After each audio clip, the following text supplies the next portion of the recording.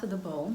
Eu vou falar nesse vídeo sobre o transtorno do pânico, tá? E qual a diferença dele para o transtorno de ansiedade generalizada, que eu falei em vídeo anterior. Então, o transtorno de ansiedade generalizada é aquela preocupação recorrente na maior parte dos dias sobre muitos dos eventos da vida e um medo muito grande associado, né? Uma tendência à catastrofização e uma sensação constante de preocupação e angústia. Já o transtorno do pânico, ele na verdade se diferencia porque ele é muito focado em crises ou ataques de pânico, que são crises profundas de ansiedade, muito carregadas de sintomas fisiológicos. E a grande marca aqui do transtorno do pânico, o grande sofrimento da pessoa com transtorno do pânico é o medo recorrente de ter novos ataques de pânico. Então, o que configura o transtorno de pânico é esse medo, essa angústia de ter novos ataques de pânico. Inclusive, há uma tendência à fuga e à evitação de locais onde já se teve ataque de pânico, né? Então, numa outra situação, em outro lugar onde já houve um ataque de pânico, a pessoa começa a não querer mais, né? Começa a evitar esses eventos e essas situações. Um ataque de pânico, ele é muito marcado, então, pelas características fisiológicas, como sudorese, taquicardia, né? Falta de ar, tontura, tremor, formigamento.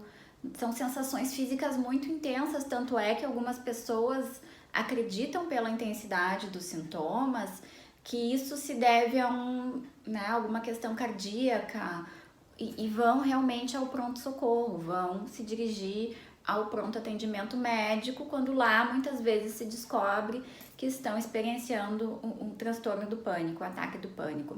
Então eu vou ler também aqui para vocês alguns sintomas bem interessantes e bem importantes, tá? Físicos. Então pode haver a palpitação, o coração acelerado, a taquicardia, o sudorese, o tremor, essa sensação de falta de ar e sufocamento. Algumas pessoas sentem como se a garganta fechasse, como se o ar não fosse vir, né? Se sentem asfixiadas, às vezes com desconforto torácico, sensação de tontura, de vertigem, de desmaio, calafrio ou ondas de calor, parestesia, que é a anestesia de algum membro, alguma parte do corpo, ou então sensação de formigamento, desrealização é outro sintoma, que é a noção das coisas não serem reais, uma sensação de estar fora da realidade, ou então despersonalização, é não se reconhecer em si, né? E vem muitas vezes acompanhado do medo de enlouquecer, né? Então as pessoas com esses sintomas de desrealização, despersonalização, também vem acompanhado fortemente um medo de enlouquecer, né? Além do medo de ter novos ataques, o medo de perder o controle e o medo de enlouquecer. É uma sensação de descontrole muito grande, vem associada aos ataques de pânico, né? Então, assim, diferença para o TAG, para o transtorno de ansiedade generalizada, é que não é a questão da preocupação e da ruminação sobre a preocupação e sobre pensamentos, né, preocupados, digamos assim, ao longo do tempo, mas é muita tendência a ataque, a crises de pânico, que são crises extremas de ansiedade, né? E aí começa a acontecer a angústia central, que é o medo de ter novos ataques. É o medo de, tendo esses novos ataques, não conseguir ter um controle, não conseguir ter força para manejar a situação. E aí, dentro disso, esses sintomas de desrealização e despersonalização fazem com que a pessoa comece a ter medo de enlouquecer, de não conseguir, então, se centrar nela mesma, né? De não conseguir viver mais.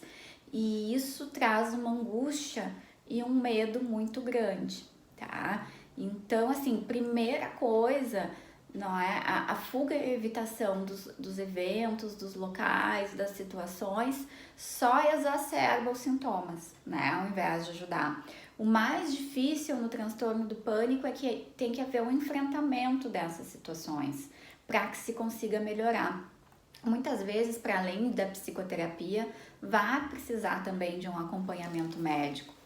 Mas também a atividade física, exercícios de meditação, exercícios de relaxamento podem ser grandes aliados no tratamento do transtorno do pânico, tá? E uma coisa muito importante para quem sofre de transtorno do pânico é entender que a crise de pânico, o ataque de pânico, ele vem, mas ele vai embora. Ele não dura para sempre. É ter entendimento desse espaço de tempo em que ocorre a crise de pânico, né?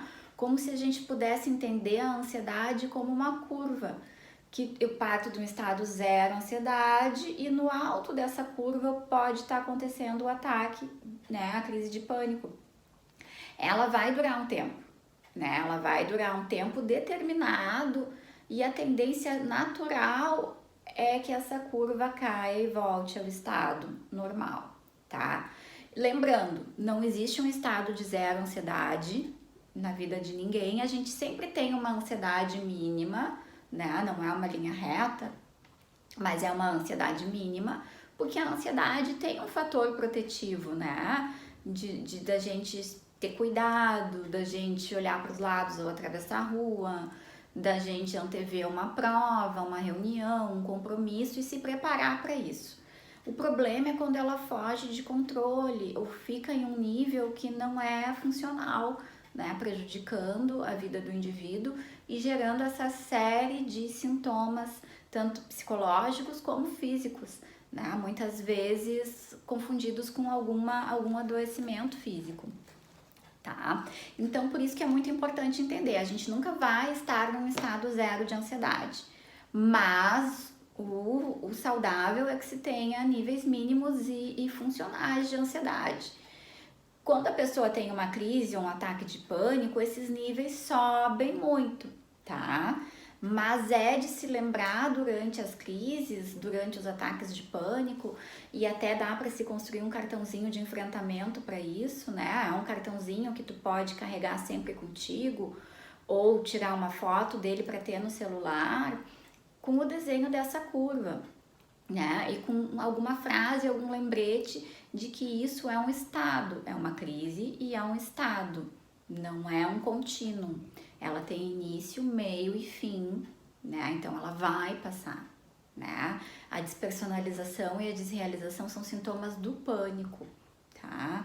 Nada de pior vai acontecer relacionado a isso, tá? Psicologicamente falando.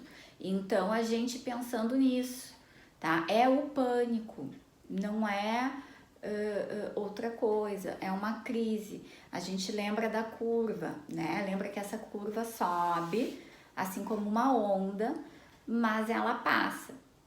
E se eu tenho essa disposição de entender que eu estou passando por uma crise de ansiedade, de entender que eu estou num momento de ataque de pânico e imaginar essa curva, a tendência é que essa crise passe mais rápido. Já, se ao contrário, eu tento fugir, tento negar a ansiedade, tento achar, né, maneiras de ter um controle a qualquer custo, a crise dura mais tempo a passar. Então é importante lembrar disso, né? A ideia da curva, a ideia de que o ataque de pânico vem e ele vai, né? No pânico também ocorre uma atenção, uma hiperatenção, né, uma hipervigilância aos sinais e sintomas do corpo. Então é como se a pessoa passasse prestando muito mais, é um viés atencional para as sensações do corpo. É como se a pessoa com transtorno do pânico tivesse o seu canal atencional muito mais autocentrado do que uma pessoa sem o transtorno do pânico. Então, qualquer sinal, qualquer sintoma do seu organismo, ela já interpreta como uma pista de que pode estar acontecendo um ataque de pânico. Então, fez um exercício físico, aumentou o batimento cardíaco, é como se aquilo já fosse uma deixa, ó, pode ser que eu tenha um ataque de pânico. Aí esse medo de ter um novo ataque começa a desencadear as outras reações fisiológicas e podem ser realmente um gatilho para um ataque de pânico, né?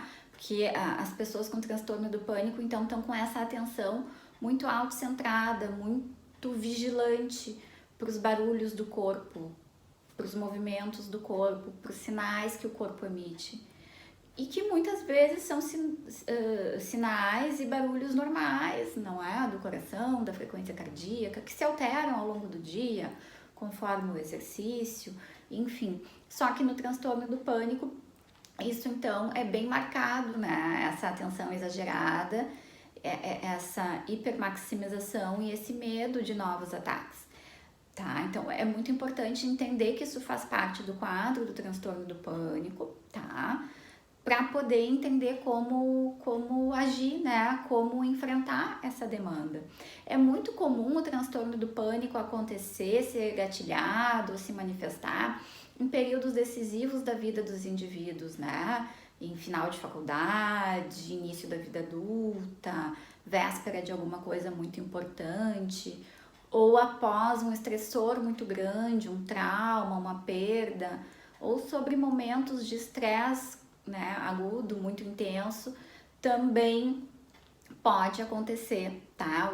Desencadear um transtorno do pânico. Geralmente em pessoas que já têm uma predisposição a transtornos de ansiedade, a situações, né, questões de ansiedade, tá? Mas então esses eventos podem ser predisponentes.